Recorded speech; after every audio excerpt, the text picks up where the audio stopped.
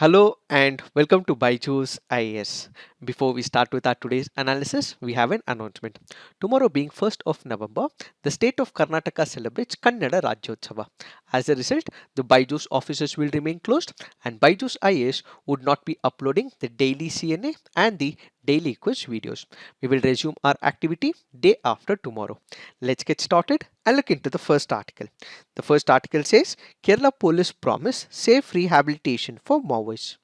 One of the major internal security problem for India happens to be the Maoism. What happens? These are the people who take up arms against the government, destabilize the system and ultimately question the very idea of democracy in the Indian system. As a result, the Indian government will have to counter them. As a result, respective state governments will have to counter this so-called idea of Maoism. So what are the different strategies for countering Maoism?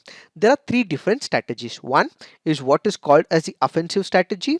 Then what we have is the developmental strategy. Third, what we have is the surrender and rehabilitation strategy.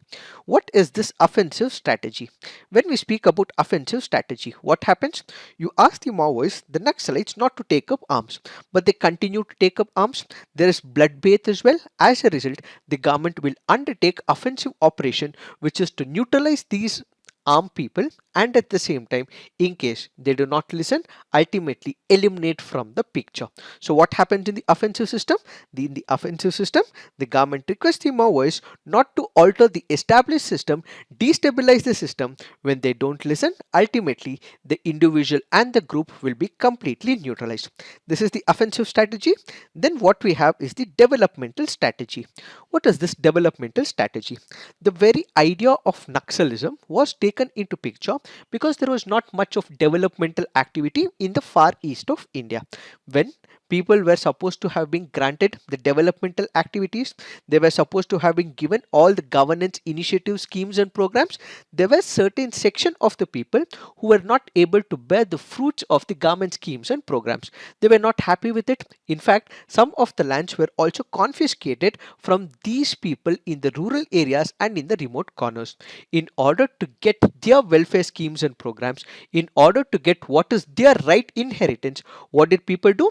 People took up arms against the government. This was the initial idea of Naxalite movement, which happened in Naxalbari in West Bengal. But over a period of time, the government did realize that this is not working out. Why? Because the government felt that the administration was not working efficiently. The government realizes whatever money is being sent from the government is not reaching the end point, it is not meeting the end person. As a result, it comes up with number of developmental schemes and programs. So the government develops new schemes and programs, keeps in mind that the administrative apparatus is efficient so that these people ultimately get all the development schemes and programs. So once they saw the fruits of development, infrastructure being developed, health being provided at affordable prices, education being given to the children on their own, they started giving up, taking up arms against the government. So the first strategy is offensive, where there is neutralization of an individual. The second operation is development, where on the own it is these people who give up the arms. The third is what is called as the surrender and rehabilitation policy. What is the surrender and rehabilitation policy? Basically, this is one of the initiatives taken in multiple states in India. In line with this, we have the state government of Kerala, which also came up with surrender come rehabilitation scheme of 2018. What is the scheme all about? That is, we have the Maoists who ultimately believe it is only violence which will give them justice, which is wrong. So what does the government do? The government convinces them. Convincing of what? That you surrender, give up your arms, and we will ensure that some of the cases that you have committed heinous activities, its gravity of punishment will be comparatively reduced, and at the same time your family will be taken care of and you would also be provided rehabilitation in the form of employment schemes and programs. So what is happening here? The government is asking the Maoists to completely surrender their arms, and at the same time it is also convincing them that employment opportunities, rehabilitation programs would be given to those Maoists who surrender to the government. So the objective of the surrender and rehabilitation program basically means is to wean away these people away from extreme violence and bring them to the mainstream political agenda of the respective governments, so they don't go back to the extremist activity, and all the employment opportunities are provided so that they can live as much as you and me. That is what is called a surrender and rehabilitation program. So when it comes to the state of Kerala, they did come up with the surrender cum rehabilitation scheme back in the year 2018. This particular scheme has three important categories. What are these categories? One, there is structure. When it comes to the Naxalism, there is a structure. There is a first structure. Then you also have people in the hierarchy as well. Followed by this, you also have the field level workers. So you have three structures that the Kerala government has identified. Those in the top organizational structure would be in the first category.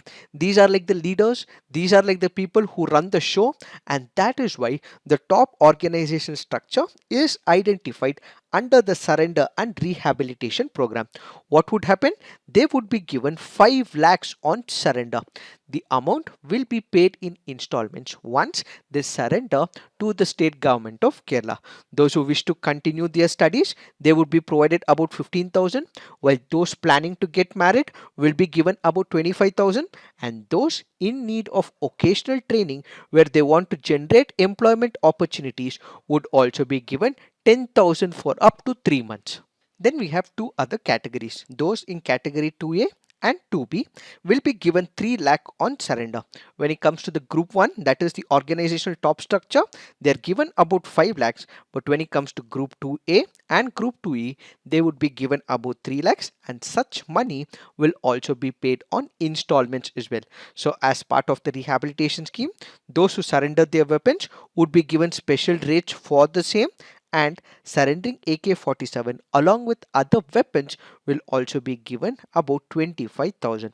So this is about the Maoists who engage themselves in violent activity, who want to dethrone the government, destabilize the system. If they surrender, they would be paid certain amount, and after being imposed with some penalty, they would also be considered for the employment opportunity. But this program also has challenges. What are these challenges? Let's assume for a moment there is a Naxal X. This Naxal X surrenders to the state government of Kerala, but there are other Naxal cadres who may hunt him down, and ultimately there is a fear of retribution from the Naxal cadres. This is the first major challenge. Apart from this, what if there is interstate communication? This is a program that is undertaken in the state of Kerala. What if the people who are operating happen to be from the state of Tamil Nadu, happen to be from the state of Karnataka, happen to be from some other state? Will surrender and rehabilitation work for even such people operating in Kerala? Is another major question that is yet not resolved in this particular backdrop. So these two happen to be the major challenges when it comes to this program. Now let's look into the next article. This article says app to give no fishing zone alerts. The article here is speaking about olive ridley sea turtles. Odisha is known worldwide for seasonally hosting olive ridley sea turtles. The breeding season for these sea turtles happens from the month of November and goes up to the month of May. So during this particular period, the sea turtles engage in mating, nesting and hatching. Every single turtle can lay as many as 100 to 160 eggs in an hour. So what is the responsibility of the government? The responsibility of the government is to protect these eggs. So as a result of which, the government of Odisha, in collaboration with MS Swaminathan Research Foundation, has come up with an application where this application, if downloaded by the fishermen, will allow them to see where are these eggs of the turtles, and ultimately this becomes the no fishing zone for the fishermen. Let us try and understand what is this article all about. We have the government of Odisha which has come up with Fisher Friend mobile application. This application will have to be downloaded by the fishermen. So what will it do? This application will give a clear cut map. Let's assume this is the state of Odisha. So there would be certain regions where the eggs of these turtles would be present. So this application will give a clear indication as to where these eggs are, and these fishermen are not supposed to enter such area. So this area identified under this application will become a no fish zone. This is undertaken so that they would be in a position to protect the eggs of these turtles. Apart from this, the app also has other features as well. This includes providing fishing boats with near-time real information regarding weather, potential fishing zone, ocean state forecast, disaster alerts, and other information provided by the Indian National Center for Ocean Information System, which will further strengthen the safety and security of the fishermen. Further, fishing by motorized vessels, trawlers, and mechanized techniques are also barred within 20 km from the specified coast. These are some of the measures taken by the government of Odisha in order to protect the eggs of the turtles. Now that we have discussed what is this article all about, let's understand some of the key parameters with respect to olive ridley turtles. These turtles are present in the warm waters of Pacific Ocean, Atlantic Ocean, and the Indian Ocean. The unique mass nesting of the olive ridley turtles is what is called as Aribada. This can be very important from the preliminary examination point of view. The IUCN Red List gives it the vulnerable status tag. These turtles are carnivorous species and they have the largest nesting site of olive ridley turtles in the Odisha coast, where in the mouth of three rivers which include Damra River, Rushikula River, and Devi River. What are the threats to these olive ridley turtles? The loss and modification of nesting beaches due to Casuarina plantation, fishing by gill nets, development of fishing bases at the potential nesting sites and breeding areas, strong illumination along the nesting beaches greatly disorients the adult turtles as well as the hatchlings, large scale vessel movement in congregation zone severely disturb mating and breeding, nests and eggs are destroyed by predators like dogs, jackals, hyenas, so on and so forth. So remember, in order to protect them, the Government of India has already placed them under Schedule 1 of the Wildlife Protection Act of 1972. The olive ridley turtles are also protected by sites under Appendix 1. They are also listed in the Convention on Migratory Species, also called as Bone Convention. Remember, all of this can be very important from the preliminary examination point of view. Now let's look into the next article. This article says Indian farming practices, learning from elsewhere in the world. The article here is speaking about different types of farming techniques. First, it speaks about intercropping. It gives us an idea of relay cropping. What is this about strip cropping? And finally, it gives us an overall picture of integrated farming system. First, let us try and understand in brief what is this intercropping all about. This is a practice of growing two or more crops in close proximity. Generally, if we speak about cropping pattern, what we have is the monoculture. What is the monoculture? This is about cultivating only one type of crops. It can be paddy, it can be wheat, or it can be any type of crop where there is one single crop in this particular field. What happens in intercropping? It is where two or more crops are grown in close proximity. That is what is called as intercropping. Then we have something called as the relay cropping. What is it? This means planting of different crops in the same plot, one after the other in the very same season. So growing of more than one crop in the same season is what is called as relay cropping. Examples of such relay cropping include rice, cauliflower, onion, summer gourd, so on and so forth, all grown in the same season. That is what is called as the relay cropping. So what happens in relay cropping? There is less risk. Why? Because if one crop fails, there is another crop as well. It also means distribution of labor. Insect spread will be comparatively less, and what we will also have legumes, if they are added, will also boost nitrogen to the soil. Such is the advantage of the relay cropping. Then what we have is the strip cropping. What is this strip cropping? As the very name denotes, when crops are grown in strips, That is what is called as strip cropping. Let's say wheat is grown in this particular part, then we have grass in this part, we have wheat or another crop, so we have grass here. So growing of these type of crops, important crops, in the form of strips is what is called as the strip cropping. What is the advantage of strip cropping? Basically, it will help in improving the soil health. It will also help in reducing the soil erosion, and at the same time this can be used mostly in the larger lands. This cannot be employed in smaller lands. This can be employed in larger areas. So those run by the corporate bodies or those who have large hectares of land working on the agricultural farm, such people would be able to employ it. Finally, what we have is an integrated farming system. What is this integrated farming system? When it comes to the agriculture, there are different components. It is not just about growing of crops. It also includes livestock. It also includes fishing as well. So what happens? The output or the waste from one of the sectors can be used as input in some other sector, which is called as an integration process. Let's say, for example, the excreta from the cattle, or if you are fishing, the water from the fishing sector can be used for the crops. This can replace the fertilizers. This can replace the pesticides. So the output or the waste of some other sector can be used as input when it comes to the growing of crops. So what would happen? It reduces the cost and improves the production.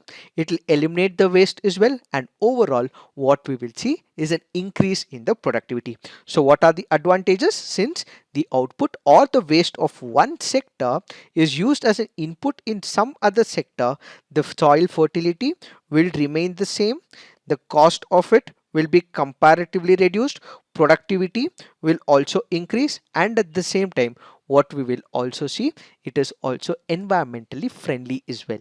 Therefore, a judicious mix of different agricultural practices like sericulture, fishing, poultry, so on and so forth, meeting the demands of the farmer as per his economic status, as per the region that he is located, one would be able to meet prosperity in farming with the help of the integrated farming system. So the author here goes on to say that monoculture should be replaced by all these different types of farming techniques so that the farmer does not suffer because of less agricultural productivity or losses due to the pest activity. It is this that we have to understand in reference to this article. Now let's look into the next article. This article here is speaking about metaverse. This can be important from the preliminary point of view, from the mains examination point of view, and also from the essay perspective as well. What is that UPSC can ask when it comes to prelims? It can ask what is metaverse. When it comes to mains, you would have the applications of science and technology, and when it comes to essay, you can discuss about the technological progress and also the unprecedented risk involved in the technological process. Let us try and understand what is this metaverse all about, and let's discuss only those parameters which meets the demand of the UPSC syllabus. What does meta stands for? This is a Greek word. It stands for beyond. So what is beyond the universe? What is beyond the world? What is beyond the reality? That which exists in virtual reality is what is called as the metaverse. When it comes to Google as a company, its parent company is called as the Alphabet. Google happens to be a subsidiary. Similarly, Facebook, which happened to be a social media giant, will now fall under the parent company Metaverse, says the Facebook CEO. So what is this Metaverse? Metaverse will be the parent company of Facebook. All other companies like Facebook, Instagram, WhatsApp will come under this parent company, and what will they be doing? They will be working on the virtual reality in the near future. When we discuss about the background, back in the year 1992 was when this particular word came into prominence.